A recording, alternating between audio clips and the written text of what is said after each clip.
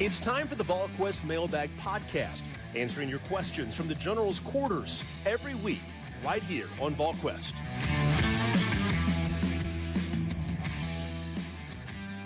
Good Thursday, everyone. Welcome to the Volquest.com Mailbag Podcast presented by Smoky Mountain Organics with Austin Price and Rob Lewis. I'm Brent Hubbs.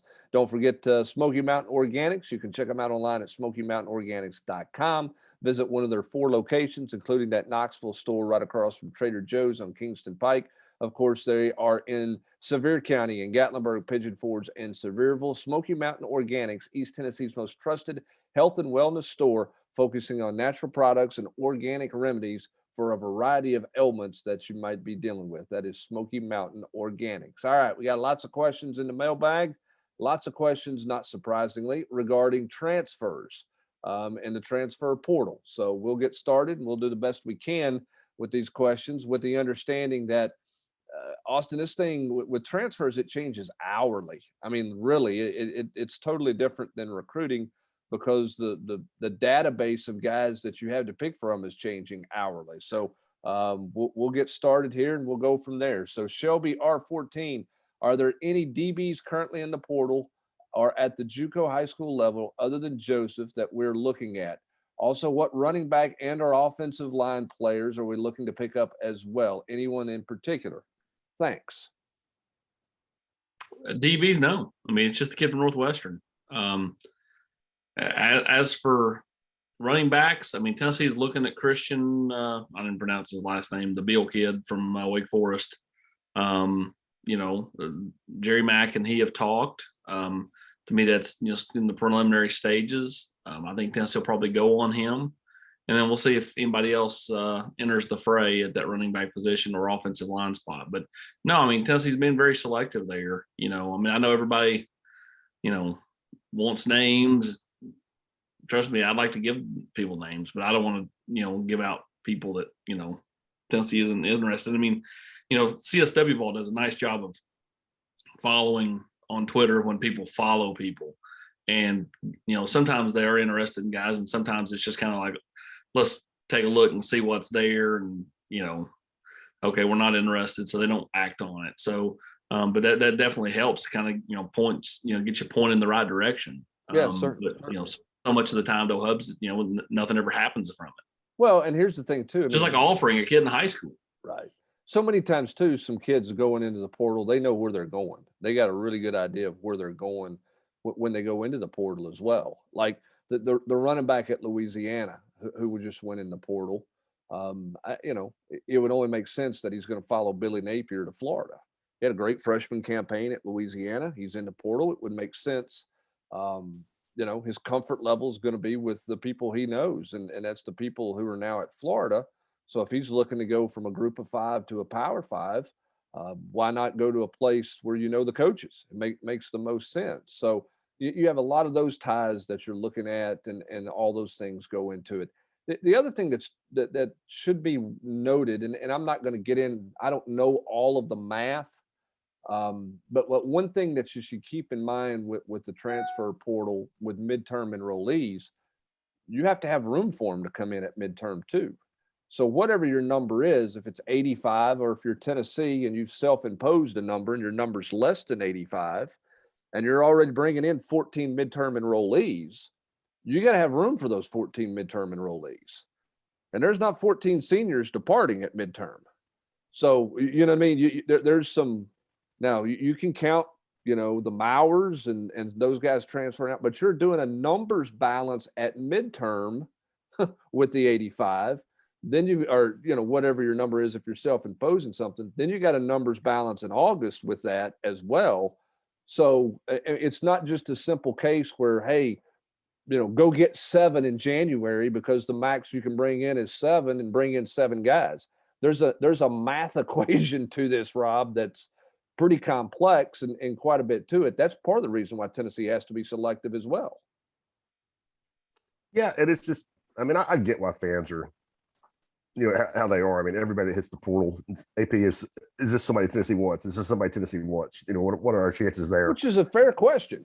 Sure. And especially when you see, what Tennessee did with Hendon Hooker, with Javante Payton, Caleb Tremblay, Dejon Terry. I mean, Tennessee, pretty clearly made some hay in the transfer portal last year. And I mean, it's a huge deal, but it's just also, every case is different. And and it's not always about talent. I always say this. I think the first thing coaches ask is, why is he leaving?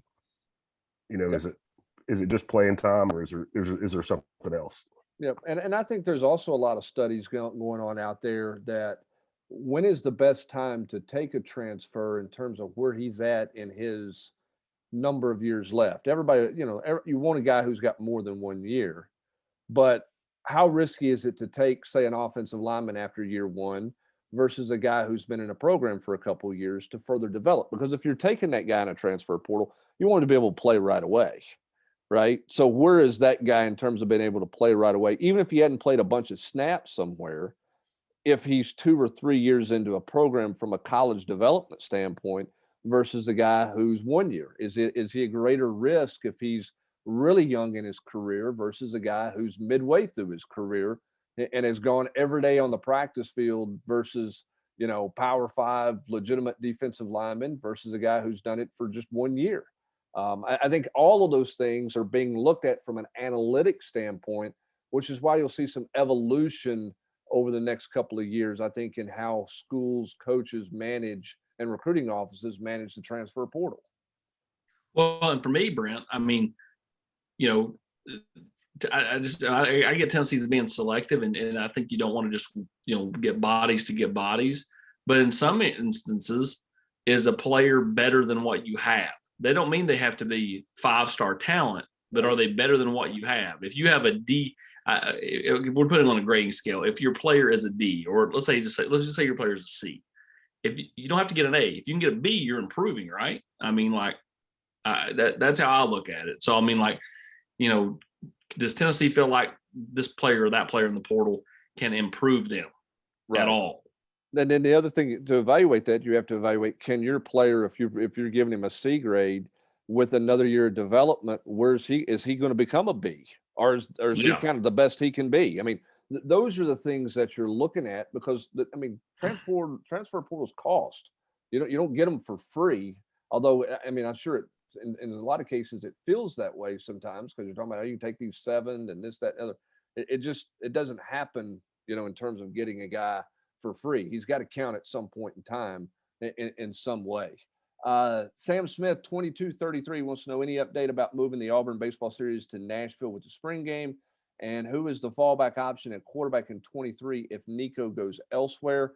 I don't think anything's finalized in Nashville yet with the spring game and the baseball series. I think that's all still in some conversations that are ongoing and continuing. I think they would like to get that done, in the next few weeks, but I don't think anything is completely signed off on and approved at this point. Austin, from a quarterback standpoint, where are you if it's not Nico? By the way, I told you when we left Nashville, I thought Tennessee should take the spring game to Chattanooga. I think you could incorporate Northern Alabama fans, Northern Georgia fans, and I think Chattanooga would love it. It's a decent-sized stadium without being too big for that type of event. And the people in Nashville, how often, they just were there for the bowl game. How are they really going to roll back out there for the spring game? Maybe they will. And you wouldn't have to deal with all the bachelorette parties. Yeah, and I wouldn't have to worry about Rob, like on one of those pedal things going around Nashville. Yeah, him and Ben and Eric pedaling around Nashville. You will not see me on Broadway with a tryst. So what do you got a better chance of, Rob in a pedal deal or Ben riding a scooter through downtown Nashville? Oh, Ben's on the scooter. I will not be in the pedal deal. I'll be in the Gulch or Green Hills. All right, go to Nico. As for Nico, if it's not Nico, I think Tennessee would pivot to Dante Moore. They've recruited him just as hard as they've recruited Nico. That's the kid out of Michigan, right? Yeah. The difference there is, and here's the difference in the two, is because Nico is in California, Brent, he can start making money right now. High school kids in California can make money, so they can make NIL money right now. And so can, any of those kids out there can. Whereas you're not talking about that same type thing in Michigan with Dante Moore. So they're different in that regard. but still, I think Nico would be the top of Tennessee's board. And, again, I think Tennessee is positioned as well as they can be positioned. That doesn't mean they're the favorite to get him. It just means that they are in a really good spot as of January 6th, 2022. But, I mean, that can change in the blink of an eye. So, you're competing against the best teams in college football for a kid like that. So, credit Joey Halsley, who has done a really nice job there. All right, Lakers 0411's got two questions here about the defensive side of the ball and linebackers. What changed Mitchell's mind about staying with Tennessee? Also, have you heard any feedback on the defensive linebacker assistant coaches, in particular their ability to develop players and recruit? Austin, you're very clear. You've been very clear for months about Williams. It's all about what he wants to do, right? Did you want Mitchell, you mean? I mean, Mitchell, yeah, excuse me. I said Williams, but I meant Mitchell.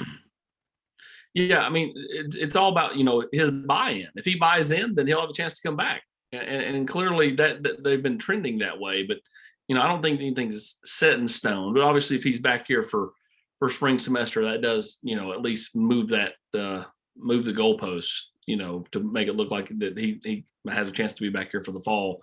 And as for secondary and linebackers coaches, I've heard a lot of praise about Brian Jean-Marie. Yeah, I mean, I think Jeremy Banks is a better football player than he's ever been in his Tennessee career, Rob. And I mean, I think he was working with some limitations when you talk about Solon Page and Aaron Beasley. He just doesn't have enough bodies there to work with. Yeah, I mean, linebacker was a huge problem for Tennessee this year, and I don't care if Chuck Noll comes back and is coaching them. Tennessee was going to have problems there. You just saw Jeremy Banks. I think has his limitations. I don't think he's great in coverage, and sometimes can get wrong-footed. But you're talking about a kid that's had 20 tackles in the bowl game against Purdue, and I don't put any of the struggles Tennessee had at linebacker on the coaching. I mean, that cupboard was pretty bare. Well, and here's the other thing too, with back to Mitchell, Austin, he's not a grad transfer, and I don't think he's graduating right now. So he's got some limited options. If he were to transfer again, because he's not a grad transfer, I don't know where he could go unless he transferred down, and that's something that probably factors into his mind as well. Because I don't, coming off his shoulder, and an injury that cost him the year, where would other schools' interest be in him? That's something he's probably looked at and probably, explored when trying to figure out what he wants to do. We'll see what happens come the start of the semester, in a few weeks. But that's part of it. I mean, he's probably got some limited options out there for him. All right. Volgrad 05 has several questions here. I think it looks like it's a long post anyway. So here we go. What can the average fan do to get involved with NIL? I've thought about messaging recruits on Twitter that I would personally Vimeo them $250 the first of every month that they're at UT if they sign with the Vols. Is that against the rules? Why isn't Spire soliciting a large number of UT fans to make monthly donations to a recruiting fund? I can't give $1 million to a kid, but I could and would give a monthly donation to directly help UT in recruiting. It seems like we need a figurehead outside of UTAD that all the fans could get behind to organize it. There are a lot of UT fans ready to get involved. No avenue to do it. Austin Price. They do. You can get on. I mean, there's a thread at the top of the board. You can go to Spire's website and make a donation. I mean, I don't think they're going to do like a monthly pull from your bank account. Like, I don't think that's what they want to do because, people could decide to, they don't want to give in the month of February and March. I mean, I don't think you're going to see like there's not going to be like a UT figurehead to get behind like that. Spire is kind of what, who's handling Tennessee stuff. And, that's kind of where it's at. Any reason why Heupel has bad time management and never uses his timeouts? It was really bad in the Purdue game, the last drive. We had 3 when we waited to use the first one late, and then in overtime, he didn't even attempt to ice the kicker. Always baffles me that he never uses his timeouts. I thought he should have used the timeout after first down because I thought it cost him 9 seconds on that drive. On the second down run, Rob, I don't think he really lost any time because they made a first down, which stopped the clock. Yeah, I agree with you. I mean, that's the one criticism I would have after the first play, and it did cost him 9 seconds. But then I also thought that he owned it after the game, and he said that was my fault. I needed to get us closer for a field goal. So, I give him credit for that. Yeah, I mean, I thought sometimes you can go too fast, and maybe that clouds your thinking a little bit from time to time. And again, I thought he should have called timeout after the first down play there, because it would have given him another snap. But you can also say, hey, don't throw 2 deep balls, throw it across the middle, call timeout, kick a field goal. Which is a legitimate criticism and fair. Yeah, that to me is the much bigger thing than the timeouts. Is, since you have those timeouts, you don't need to take those shots. So, work the middle of the field, because I thought it just felt like everybody was thinking this is going to be like the end of Kentucky first half, and it did not play out that way. No, they didn't call it that way. I mean, they called it for a walk-off touchdown. Now look, clearly they should have thrown a penalty because Cedric Tillman was held. That would have been 10 yards closer to field goal range. I get that, but I don't know about calling a play looking for a penalty. Get the ball down in the middle of the field, get yourself in better field goal range, kick a field goal, and go to the house.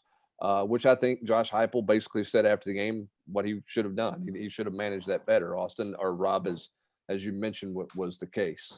All right, go to the next one here. Got a couple of more recruiting questions here. Saw some Twitter action with Texas linebacker Christian Braithwaite and Jack Luttrell. Anything going on there between those two with Tennessee and I think it's Braithwaite? With the run of new portal entries, any new names? We've already talked about that. Anyone from the FCS level to watch not named Verse? Look, there's a wide receiver from James Madison that went in the portal on Wednesday that's got over 1,000 yards this year. I don't know if he's good enough or not. I'm sure that's a guy Tennessee's going to be evaluating because they need an outside receiver threat, and they're battling USC and Texas for the kid from Wyoming.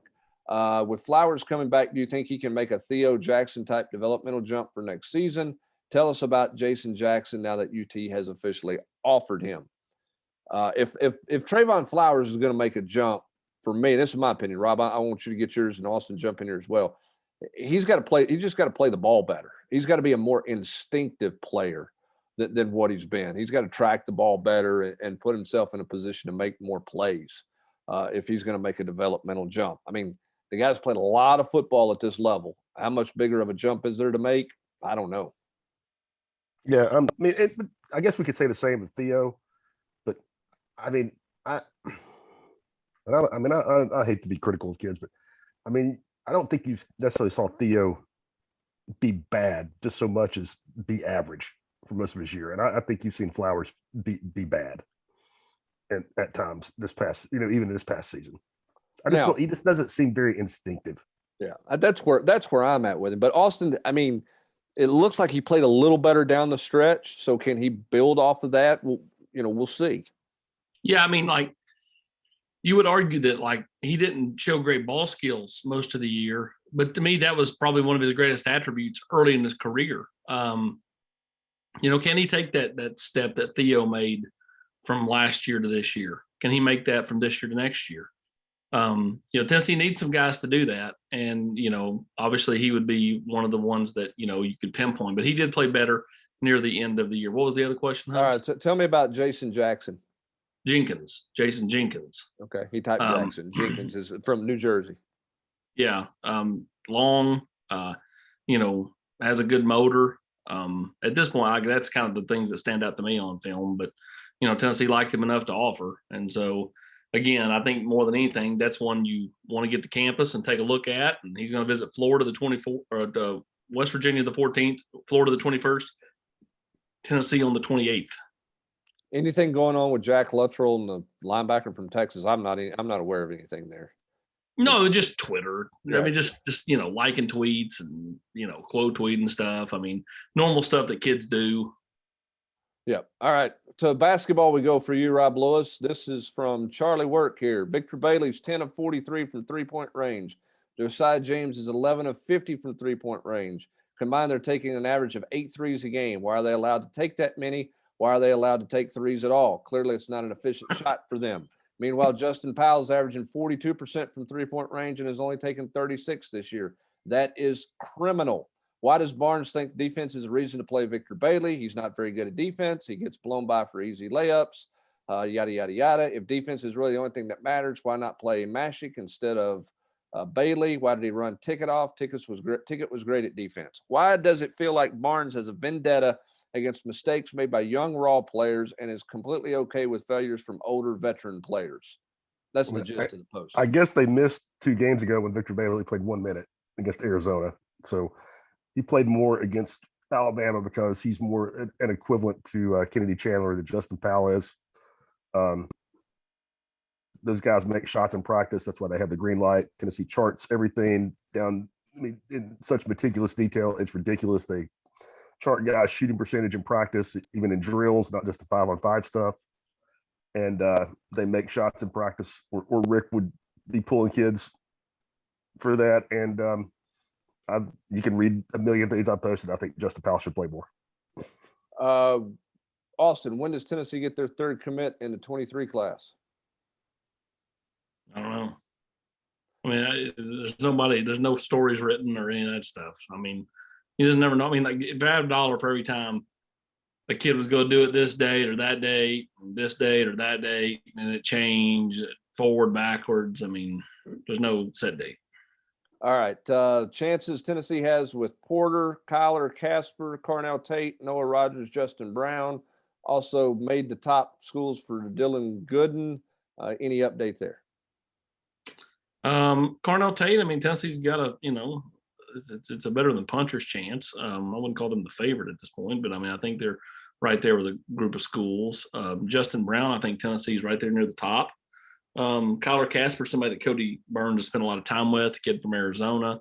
Noah Rogers, another guy Tennessee, I think, feels decent about. I'm not going to label Tennessee the team to beat for anybody, maybe even Justin Brown. But I do think that they're in solid shape with Rogers, with Tate, and with Brown. And then Casper, I mean, where's he going to go? Is he going to come west? Is he going to come east? Which way is he headed? Yeah. I heart Vols for everybody here. I know you don't cover Clemson, but do you see any parallels in the recent success and staff continuity there compared to the former Chavis Cutcliffe staff in the 90s? Interesting for Clemson. I'm going to take this question a little bit of a different direction. That Dabo Rob has continued with continuity. No outside. I mean, he's lost guys, but everybody he's lost from, he's promoted from within. Offensive coordinator, defensive coordinator, defensive line coach, it appears he's going to go that way. Good move or bad move for Dabo from a 10,000 foot view, not covering that program every day? Excuse me. I don't know that. I mean, you can't say that yet, but I think it's dangerous. And the reason I say I think it's dangerous is, you got unproven guys. Whereas you look at Nick Saban, and he's going out and hiring, the best dudes available. I mean, I appreciate what Dabo's doing. I mean, I think showing loyalty is a big deal. I mean, I think that is a big part of what that program is about. I mean, I think from the outside looking in, it seems like, the whole family thing, it's not a cliche there. I mean, they seem very insular and supportive of each other. Whereas Saban is he's going out and getting the best gun for hire that's on the market.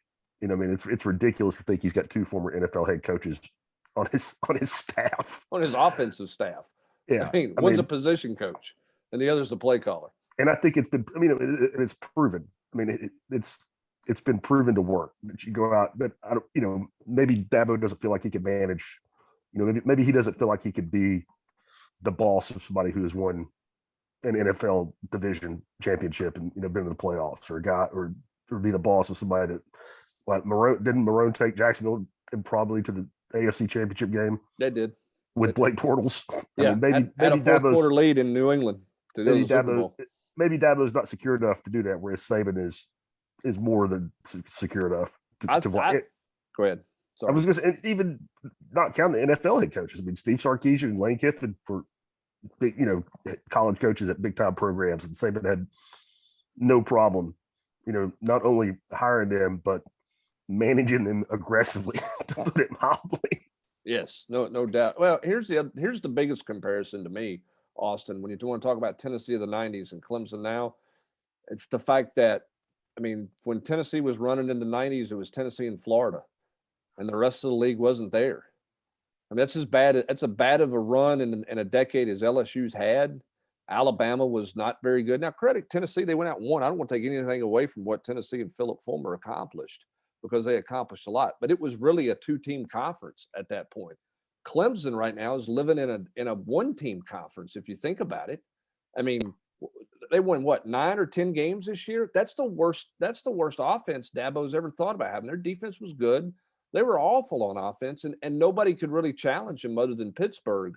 That's the biggest comparison between the two, in my opinion. Yeah, agreed. And the fact that, I mean, they played some really bad football and kind of skated by on a couple of close wins against some really bad teams.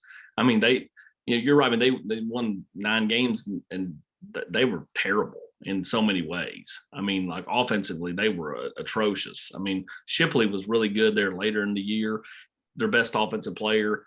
But DJ Uyunglele, or however you say it, he was below average. The receivers were below average. Their offensive line, I said that for a long time, that I thought for Dabo and them to flip the script, they've got to change, their offensive line coach. And I just don't think they recruit well enough at that position. Yeah, Robbie Caldwell has retired. They've promoted from within with an assistant offensive line coach. So we'll see how all their staff changes go about, how that comes about. Pine Mountain Ball might ask the best question in this mailbag chat. Are you ready? Who is your Tennessee football coach of the year? Randy Sanders, Mike Vrabel, Josh Heupel? I think it's Mike Vrabel. Well, I mean, yeah, he's at the elite level. He's at the elite level of football, and he's had 80 some odd players come through his program. They still have blown some games that they shouldn't have lost. Randy Sanders takes ETSU to a place they've not been to in forever. It's hard to compare the NFL to ETSU, right? But, Sure. but when you look at the success, I think it's a bit of an interesting debate between the two. I mean, the Titans were supposed to win big this year. Now, Yeah, but not with Derrick Henry. Not without Derrick Henry, which is a fair point. Absolutely. AP, who you rolling with? I'll take Randy Sanders. Okay. I mean, I think it's Vrabel or Sanders over Josh Heupel, and that's no offense to Josh Heupel, but I would give it to Vrabel just because they're doing it at the best level of football. But I think what Randy Sanders accomplished is really pretty impressive, and we'll see where that program goes with George Quarles taking over there. But what Randy Sanders got done up there is pretty big time. When you think about the head scratching losses the Titans have this year, now the most Titans thing ever would be to lose Sunday to the Texans and Davis Mills, and not get home field throughout. That would be the most Titans thing ever. But that they've got some head scratching losses. If they take care of business against those teams, and this is a runaway in the AFC. Yeah, I mean, you beat the Jets, you beat a Pittsburgh team that can't score, and Sundays you can rest your starters for 2 weeks. Didn't they lose to the Texans the first time around? Yes, yeah. They lost at home to the Texans, and then they got beat by the Cardinals in the opening game of the season, which there's no loss in that one. Yeah, the Jets loss and the turnovers. I mean, I think 4 turnovers or something like that against the Steelers, which is something that cost them that game. If you don't do that, then you're. I mean, the fact that Derrick Henry's still 6th in the league in rushing and hadn't played in 6 weeks, it's amazing. Yeah, it is. It is pretty amazing. All right, out the door here with a couple of quick ones. The tackle transfer from Florida, Mincy. I assume he will get every opportunity in the spring to win the starting right tackle job opposite Darnell Wright, or do they see him long-term on the left side and want to develop him here? There, got to find a right tackle. Got to find a right tackle immediately. You can flip him after Darnell Wright is gone, but you've got to get a right tackle. Darnell Wright is your left tackle of record for Tennessee. He had a really nice year. Probably did not get enough credit for the year that he had. Austin, can you comment on where you think the Vols are with in-state O-lineman in 23? I know Aiden Bustle is one of the O-linemen that gets talked about some in the chats. My nephew goes to high school with him in Mount Juliet. Think he couldn't be less interested in Tennessee. I think he's interested in Tennessee based on our conversations. Yeah, we'll have a full video interview with him later today. And so, yeah, to me, Aiden Bussel's at the top of the list. And after that, we'll see. Tennessee will keep evaluating other guys. When and if do you expect an official announcement on the self-imposed restrictions? I don't. I don't have any idea. I don't have a plan. I don't know when that's going to be. And then lastly, talk to me like I'm a third grader about defensive backs turning their heads. I've seen a lot on here from all of our armchair quarterbacks, myself included, at times about our DBs never turn, look for the ball. But then I've heard others say if you turn and look for the ball, it slows you down. You either look at the receiver's eyes or wait till he puts his hands up to try to catch it when they go for the ball. What approach does Willie Martinez use in coaching his defensive backs? Rob, it's all about where you are in position. If you're in a trail position, don't turn your head, right? If you're in good position, look for the ball. I mean, I think you have to read the receiver. I think that's what Coach Martinez and pretty much everybody coaches. I mean, you have to read the receiver, his eyes when he raises his hands, and you've got to turn and find the ball. And I mean, it's hard. I mean, you see guys in the NFL making millions of dollars that don't do it. I mean, flip it on. I mean, you'll see guys get called for pass interference because they don't turn and look for the ball and run into the receiver. So it's not just Tennessee's defensive backs. I mean, quarterback is a hard, lonely position to play. And I think, like you said, if you're in good position and you're not panicking, freaking out, trying to catch up, then you have a much better chance. But I mean, I think you don't turn and search for the ball until you see, the receiver make a move for it. Yeah, I mean, it is. I mean, Austin, I think it's the most difficult position to play, but because you got so many things going against you, and a lot of these guys play a lot of these 7-on-7 deals where they don't call it. They let you hand fight, and then you get into the college life, and all of a sudden you can't tackle the guys like you've been doing in summertime stuff. I mean, some of those bad habits are developed there, but it's literally about being able to flip your hips and run with a guy off the line of scrimmage, knowing that he may run a slant or, I mean, he could be doing anything to you. It's hard. Yeah, I mean, it's the hardest position in football, and that's why every DB coach just talks about you have to have a short-term memory. Like be a goldfish. You can't. You have to snap and clear, and get ready for the next one, because you're going to, get beat, and it's just can you get up and make enough plays? And so to me, Tennessee's got to get mentally tougher at that position. Yeah, I mean, they do. And I mean, I think you saw that with Warren Burrell. I mean, I think after enough of those in the bowl game, and I think he was done. They just didn't have any other options to go in a different direction. I mean, I think Deshaun Rucker, 5 snaps, gave up 2 catches on 2 balls thrown his way. And I think he couldn't recover from it. And that's something that obviously has to, improve. And Tennessee has a lot of question marks there that they have to work on this offseason, with current guys returning, new guys coming in, and who knows whether or not Tennessee can find somebody in the portal. I think they're certainly looking for some defensive back help there as well. That's going to do it for this edition of the Mailbag Podcast presented by Smoky Mountain Organics. Of course, we got full coverage of Tennessee's basketball game with Ole Miss on the site, full recruiting coverage. Austin mentioned the Aiden Bussell story coming up, and continuing to follow everything in the transfer portal as well. For Rob Lewis and Austin Price, I'm Brent Hubbs. Thanks for joining us. Have a great rest of your Thursday, everybody. You've been listening to the Volquest Mailbag Podcast every week right here on Volquest.